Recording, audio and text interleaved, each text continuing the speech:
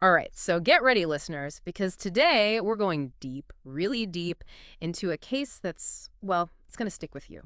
It's the story of George Fitzsimmons, you might know him as the Karate Chop Killer. Yeah.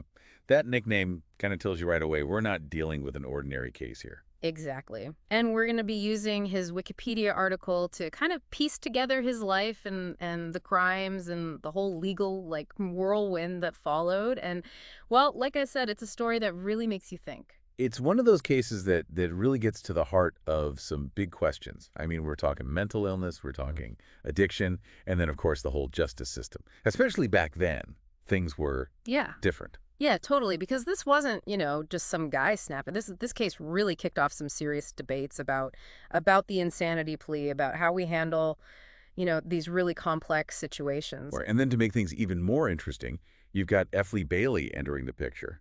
The lawyer who defended, like Sam Shepard, Patty Hearst. Yeah. The big names. Yeah. Bailey's involvement definitely adds like a whole other dimension to this story. But let's start from the beginning, right? So George Fitzsimmons, he's born in Cleveland, Ohio back in 1936. Now, the article doesn't give us a ton about his early life, but we know he dropped out of college, joined the army. Hmm. And that's where things start to maybe, take a turn. Yeah, the army seems to be kind of a turning point, specifically his time in Korea. Seems like that's where his love for karate started, which, well, unfortunately, that becomes a factor later on. But even more significant, that's where his struggles with amphetamines began. And it's not just like simple drug use, right? The article talks about how his amphetamine addiction led to like violent outbursts, mental breakdowns, even hallucinations, pretty serious stuff. Yeah, and his parents, obviously, they were very worried. So worried they sent him to Buffalo State Hospital to, get some help. And this is key, he was later released. Released. It makes you think, like, what did we even really know about addiction back then? About mental illness? Big questions, for sure. I mean, were the treatments even effective? Was it more about just, keeping people contained rather than actually helping them? How did society as a whole see mental illness, especially when, violence was involved? It's relevant stuff, even today. Right. So Fitzsimmons, he's released. He goes back to his parents' place in Edgartsville, New York. He's known around town for like his karate skills, his weightlifting. Then on January 12th, 1969, he and his parents, they get into it, an argument about, of all things, going to church. And, well, things escalate horribly. It seems like that's when, the addiction, the mental health issues, whatever was going on, it just took over. Yeah. The article described how he brutally murders both his parents with the tomahawk, and this is the chilling part, with his karate skills. And that's how he gets the nickname, right? The Karate Chop Killer. Yeah. It's disturbingly accurate. He takes off, ends up in Massachusetts, but when his parents' bodies are found, he's on the run again. They finally catch him trying to cash a check.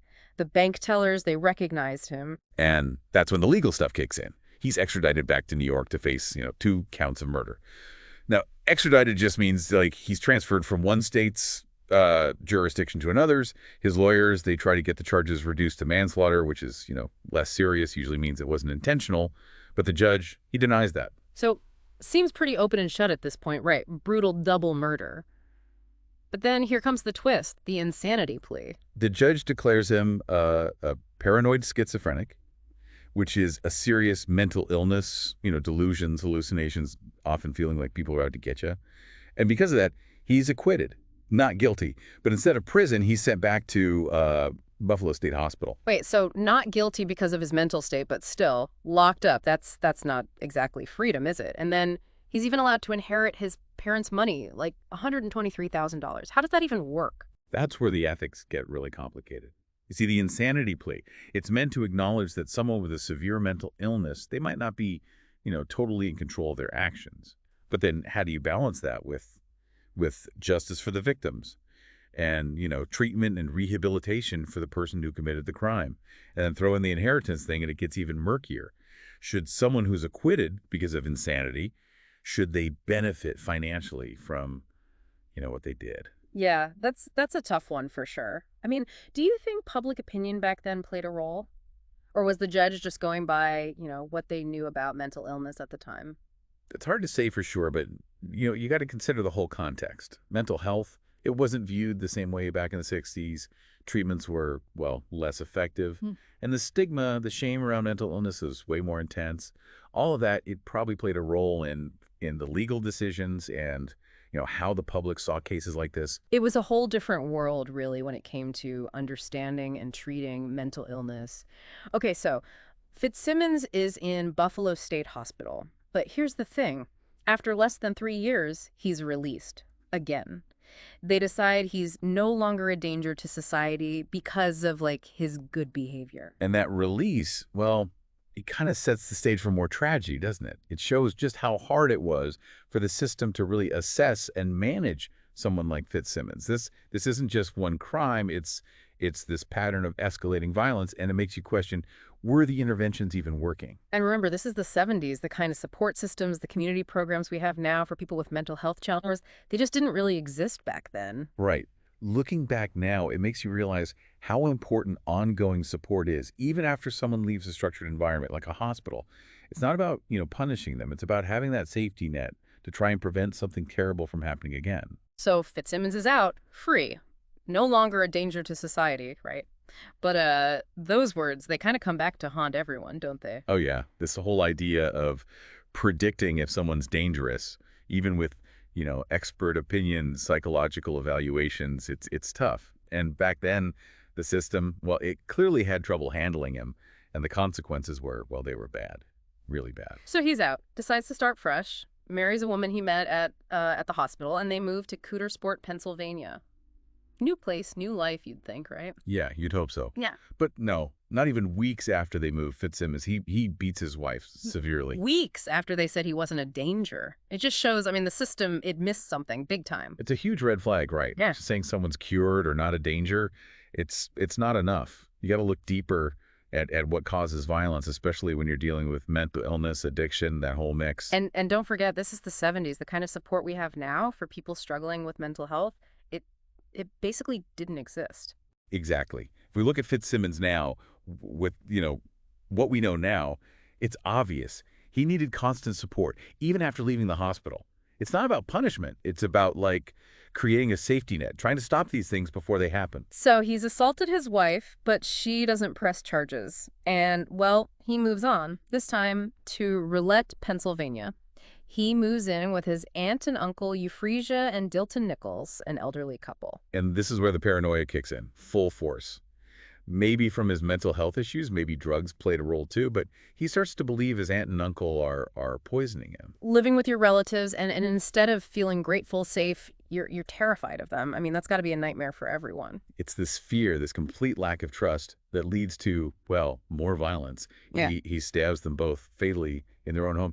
It's a terrible example of what can happen when mental illness isn't treated well enough, especially when there's already violence in the picture. It's like this pattern, this cycle he can't break out of. His parents, now his aunt and uncle. It makes you wonder, could things have been different, with better treatment, more support? That's the big question, isn't it? Early treatment, more comprehensive, ongoing, maybe things would have turned out different. Maybe a stronger support system could have given him the stability he needed. We can't know for sure, but it shows we need to keep getting better at mental health care, at preventing violence. So he kills his aunt and uncle, but then he does something unexpected. He calls his lawyer and just waits for the police. Like, he knows this time he can't run. This time, it's different. The crimes, the evidence, it's all there. He's arrested for the murders, and this time, the whole country's watching. And that's probably because of who he hires, right? Uffley Bailey. I mean, the guy was a legend, one of the most famous and controversial lawyers in America. Yeah, Bailey was known for those high-stakes cases, the ones where the odds were stacked against his clients. He was smart, charismatic, and he wasn't afraid to, try something different in the courtroom. Having him on the case, it definitely made things more interesting. So with Bailey on his side, you'd think maybe Fitzsimmons had a shot, right? But, Bailey was known for being good in court, not for winning every single case. So what was his plan? Well, you'd expect the insanity plea again, right? Knowing Bailey. But things get messy, even for him. Fitzsimmons, he throws a wrench in the whole thing. Starts acting, well, bizarre. All right, now I'm curious. What did he do? He decides to basically contradict everything he said before. He claims he's not mentally ill at all. He even says he was out for a walk when the murders happened, which doesn't match the evidence at all. Wow. Talk about shooting yourself in the foot. Yeah. You've got F. Lee Bailey, this legal superstar, and you're messing up his whole strategy. It's like he wanted to be found guilty. It's a strange move. Maybe he thought he could outsmart everyone, delusions of grandeur, maybe. Or maybe somewhere deep down he felt like he had to face the consequences. Who knows? It's impossible to know what was going on in his head, but one thing's for sure. Bailey had his work cut out for him. His own client was working against him. And that, plus all the evidence, well, it leads to, I guess, the expected outcome. Fitzsimmons is convicted, sentenced to 2 life terms. His life outside prison, it's over. So even with F. Lee Bailey, Fitzsimmons ends up behind bars for good. That could be the end of the story, but there's one more thing, something that really, really makes you think about this whole case. Years later, right. After Fitzsimmons dies in prison in '99, Bailey, he says something pretty shocking. He admits that while he was representing Fitzsimmons, he was actually scared for his own life. Wait, F. Lee Bailey, the guy who went up against some of the toughest people in court, he was afraid of his own client. That's wild. It shows you just how dangerous Fitzsimmons was, even to the people trying to help him, how unpredictable, how volatile. It's a chilling reminder of what they were dealing with. It's crazy, right? F. Lee Bailey, I mean, this guy's dealt with, like, everyone, and he's scared of Fitzsimmons. Yeah, I guess it reminds you that even lawyers, they're not robots. They get affected by these cases, especially when you're talking about someone as intense as Fitzsimmons. It's a side you don't really think about, It's not just like legal arguments and courtroom battles. These are real people dealing with some really heavy stuff. For sure. It's easy to focus on the legal side of things, but the human side, it's always there. Behind every defendant, every victim, every lawyer, there's a whole story. And sometimes those stories, they go way beyond the courtroom. Fitzsimmons' story, I mean, it definitely makes you think about the insanity plea, about how we treat mental illness, about, how we protect people when someone's clearly dangerous, but also struggling with their mental health. It's such a tricky balance. You want justice for the victims, you want to keep people safe, but you also got to recognize that mental illness, it's complicated. And people who are dealing with it, they deserve help, not just punishment. It's easy to look back and say, well, the system messed up. But, back in the 60s, 70s, mental health, addiction, it was a whole different world. The treatments weren't as good. The stigma was way worse. Right. We can't judge the past by what we know now, but we can learn from it, right? Yeah. Try to make things better, improve how we handle mental health, how the justice system works. So what can we learn from all this? From Fitzsimmons, what can we do better? Well, one thing that jumps out, it's early intervention. I mean, what if Fitzsimmons had gotten help sooner? More intensive treatment for his addiction, his mental health. Maybe, just maybe, things wouldn't have ended so tragically. Yeah, catching things early, it's not just about stopping crime. It's about helping people live better lives. Recognizing that mental health, addiction, these aren't like character flaws. They're things you can treat. And we need to think about criminal justice differently, too. It's not enough to just lock people up. We got to get to the root of the problem. Rehabilitation, support, helping people get back on their feet. That's what we need. It's about breaking the cycle, right? Not just punishing people after the fact. Fitzsimmons, he was abused as a kid, and that trauma, it probably played a part in his violence. Absolutely. Trauma, abuse, it leaves a mark. And if we want real rehabilitation, we have to address that with therapy, support, the whole package. We can't change the past, but we can learn from it. From George Fitzsimmons, from the karate chop killer. Use it to make better choices now, to fight for better mental health care, for a justice system that's, more compassionate, more effective. It's about creating a world where these kinds of tragedies, they happen less, where we see the humanity in everyone, even the people who do terrible things. That's a good way to put it. And that brings us to the end of our deep dive into this really tough but important case. I hope it made you think about mental illness, addiction, the justice system, all of it. Remember, knowledge is power, right? Even these dark stories, they can teach us something. Keep digging into this stuff. Look up the insanity plea, F. Lee Bailey, anything that sparked your curiosity. Keep those conversations going. It's about understanding, not judging. And it's about working together to build a world that's, a little bit kinder, a little bit fairer. Couldn't have said it better myself. And with that, we'll leave you to ponder all this. Thanks for joining us for this deep dive. And until next time, stay curious.